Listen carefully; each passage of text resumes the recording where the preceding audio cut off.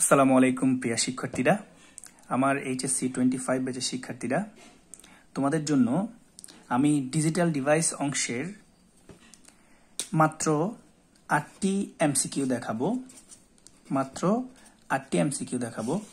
ইনশাল্লাহ এই 8টি বা 8 ধরনের এমসিকিউ আমরা যদি করতে পারি তাহলে ডিজিটাল ডিভাইসের যে প্রশ্নগুলো হবে সেগুলো আমরা ইনশাল্লাহ সমাধান করতে পারবো।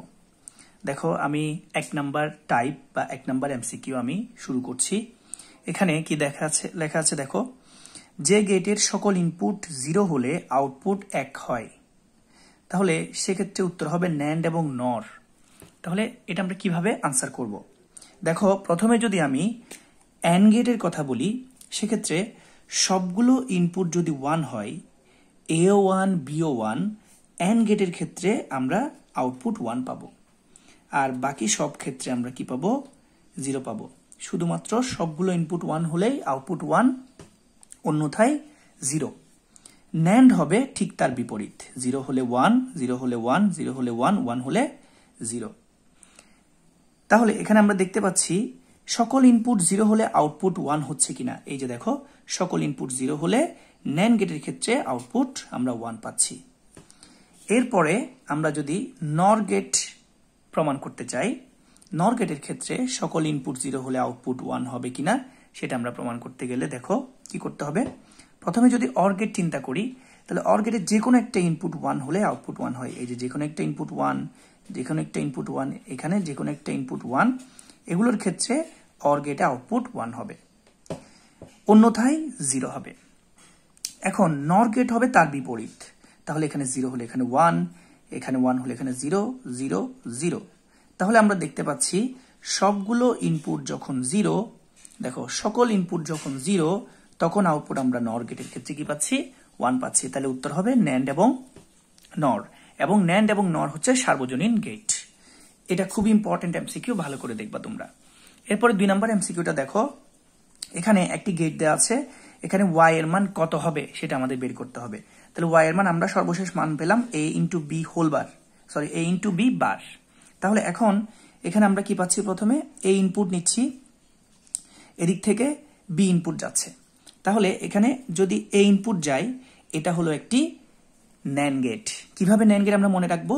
দেখো, এই অংশটুকু অর্থাৎ ডি এর মতো যে অংশটুকু সেটি হচ্ছে অ্যান্ড, আর এখানে এই যে বাবল যেটা দেখতে পাচ্ছ এটার কারণে এটা হচ্ছে ন্যান্ড। তাহলে ন্যান্ড গেট আমরা আউটপুট কি পাই? a into B whole bar.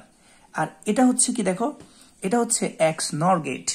তাহলে এক্স নর গেটের ক্ষেত্রে আমরা কি পাচ্ছি? দেখো, এদিক থেকে a যাচ্ছে, এদিক থেকে a into B whole bar যাচ্ছে।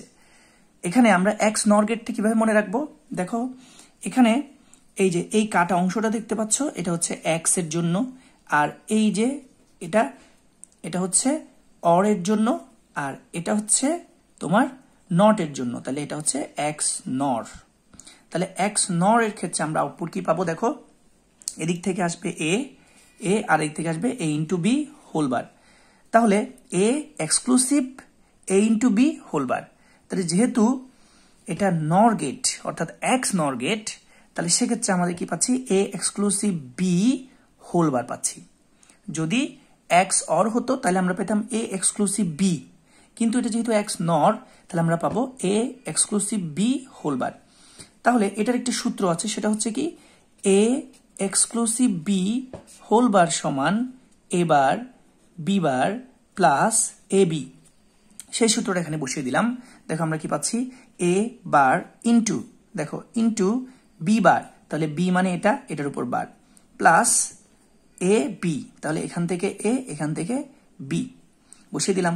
এরপর দেখো এখানে বারবার কাটা গেলে a ইন্টু বি প্লাস, এখানে আমরা কি পাচ্ছি? a into B whole bar, এটা মানে হচ্ছে a বার প্লাস বি বার।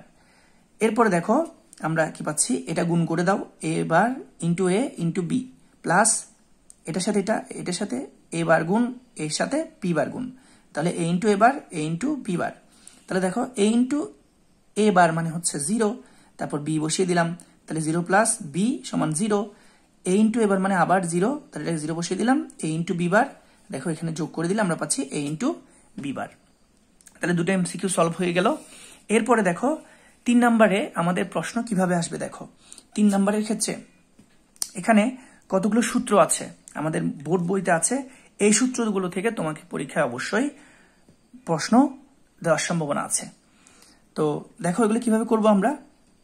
এখানে দেখো লেখা আছে x প্লাস এক্স, মানে এটাও এক্স এটাও এক্স, এখানে পাবো হচ্ছে এক্স, এক্স ইন্টু এক্স, এটাও এক্স এটাও এক্স, তাহলে আমরা পাবো এক্স। এটা হচ্ছে অপরিবর্তনীয় উপপাদ্য, অর্থাৎ এটা দিয়ে বলবে এটার নাম কি, দেওয়ার পরে বলবে এটার নাম কি, তুমি বলবা অপরিবর্তনীয় উপপাদ্য। এরপর এক্স প্লাস জিরো সমান এক্স, এক্স ইন্টু ওয়ান সমান এক্স, এটা হচ্ছে পরিচিত উপপাদ্য। দেখো তুমি এখানে এক্স এর মান যাই নাও না কেন, দেখো তুমি এখানে এক্স এর মান যদি জিরো নাও, তাহলে জিরো প্লাস জিরো অর্থাৎ জিরো এবং জিরো অর করলে যে কোনো একটা ইনপুট আমরা ওয়ান পাচ্ছি না, তাহলে আমরা আউটপুট পাবো জিরো। এরপরে এখানে যদি ওয়ান হয়, ওয়ান প্লাস জিরো, তাহলে যে কোনো একটা ইনপুট ওয়ান আছে, তাহলে আউটপুট হবে ওয়ান, অর্থাৎ এক্স এর মান যা সেটাই পাচ্ছি, অর্থাৎ আউটপুট পাচ্ছি এক্স। তাহলে সে কারণে আমরা এখানে দেখতে পাচ্ছি কি এক্স এর পরিচয়টা বলা হচ্ছে, পরিচয়টা ফুটে উঠছে, সে কারণে এখানে হবে এটা পরিচিতি উপপাদ্য। একইভাবে তুমি এখানে দেখো এক্স প্লাস ওয়ান সমান ওয়ান, এক্স ইন্টু জিরো সমান জিরো, তাহলে এখানে ওয়ান এর কর্তৃত্ব, এখানে জিরো এর কর্তৃত্ব, সে কারণে এটার নাম কর্তৃত্ব উপপাদ্য। এরপর এক্স ডাবল বার সমান হচ্ছে তোমার এক্স, তাহলে এটা হচ্ছে দ্বৈত পরিপূরক, মানে দুইবার পরিপূরক হয়ে ওই মানটাই পাওয়া যাচ্ছে। এরপরে তোমরা এই উপপাদ্যগুলো দেখবা, ডি মর্গানস ল দেখবা, বিনিময় উপপাদ্য দুইটা, এটা এবং এটা, এই দুটো হচ্ছে সহায়ক উপপাদ্য, এগুলো তোমরা মনে রাখবা। তাহলে এটা হচ্ছে তোমার বিভিন্ন ধরনের বুলিয়ান উপপাদ্যগুলো, এগুলো থেকে পরীক্ষায় প্রশ্ন আসতে পারে। এরপর আমরা পরবর্তী প্রশ্নে চলে যাই। দেখো এখানে একটা প্রশ্ন দেওয়া আছে, এক্স সমান C plus B whole bar A plus B C, এখানে বলা হচ্ছে কি এক্স এর মান ওয়ান হবে, কখন ওয়ান হবে, এখানে বিভিন্ন ধরনের মান দেওয়া থাকবে। এখানে উত্তরটা আমি লিখে দিয়েছি সরাসরি, এ সমান ওয়ান, বি সমান জিরো, সি সমান জিরো, এরকম মান দেওয়া থাকবে, অর্থাৎ ক তে একটা, খ তে একটা, গ তে একটা ভাবে মান দেওয়া থাকবে, তুমি এগুলো বসিয়ে বসিয়ে বের করবা। দেখো এখানে কি দেওয়া আছে, C plus B whole bar into A plus B C, তাহলে এখানে সি এর মান হচ্ছে জিরো, বি এর মান হচ্ছে জিরো, বসিয়ে দিলাম, zero plus zero whole bar, তার মানে জিরো বার। এরপর কেন, কারণ জিরো প্লাস জিরো সমান জিরো, তাহলে জিরো বার, তাহলে জিরো বার মানে হচ্ছে কি ওয়ান, আর এদিকে আমরা পাচ্ছি এর মান ওয়ান, বি এবং সি এর মান জিরো জিরো, তাহলে জিরো জিরো হচ্ছে জিরো, আর এদিকে ওয়ান, তাহলে ওয়ান প্লাস জিরো মানে ওয়ান, তাহলে এদিক থেকে জিরো বার মানে হচ্ছে ওয়ান, এদিক থেকে ওয়ান প্লাস জিরো মানে ওয়ান, তাহলে ওয়ান ইন্টু ওয়ান সমান হচ্ছে ওয়ান, যেহেতু এটা এন্ড গেট, ঠিক আছে, সবগুলো ইনপুট ওয়ান হলে আউটপুট ওয়ান হয়, তাহলে এখানে উত্তর হবে এ সমান ওয়ান, বি সমান জিরো, সি সমান জিরো হলে এক্স এর মান কি হবে, ওয়ান হবে।